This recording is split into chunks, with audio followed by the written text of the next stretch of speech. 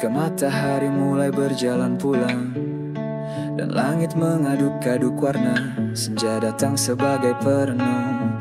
Ia tidak terburu, ia hadir seperti seseorang yang tahu waktunya bicara dan kapan harus diam.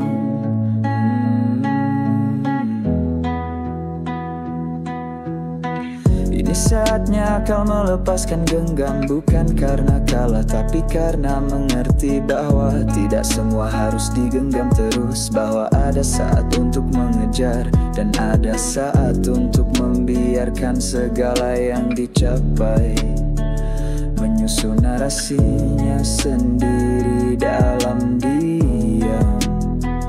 Di bawah langit yang mulai pucat, akal tidak lagi menilai, tidak lagi memburu. Ia mulai melihat ke belakang dengan tenang, menyusun ulang yang tercecer, memeluk ulang yang sempat diabaikan, dan jika perlu mengikhlaskan yang tak bisa dikembalikan. Senja bukan tentang pencapaian, ia adalah tentang penerimaan, tentang menyadari bahwa tidak semua yang dikerjakan harus sempurna, tidak semua luka harus dikelaskan, tidak semua tanya harus dijawab hari ini. Saat langit terbakar jingga, akal membuka ruang bagi hati, bukan untuk menguasai tapi untuk mendengar dengan penuh belas kasih. Sebab pada akhirnya yang menyelamatkan bukanlah logika yang keras, melainkan kelembutan yang berani tinggal.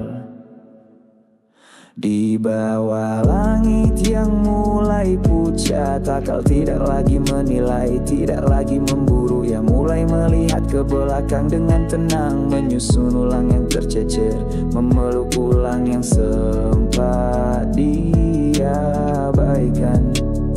dan jika perlu mengikhlaskan yang tak bisa dikembalikan. Dan bila hari terasa terlalu panjang, senja mengajarkan kita seni pulang, bukan ke rumah tapi ke dalam, ke tempat di mana jiwa duduk bersila dan akal menaruh semua senjatanya, mengaku lelah tanpa merasa kalah. Cahaya senja tidak menuntut kita terburu, ia mengajak kita menyadari waktu, bukan dengan kecemasan tapi dengan kesadaran bahwa semua yang hidup pasti berganti.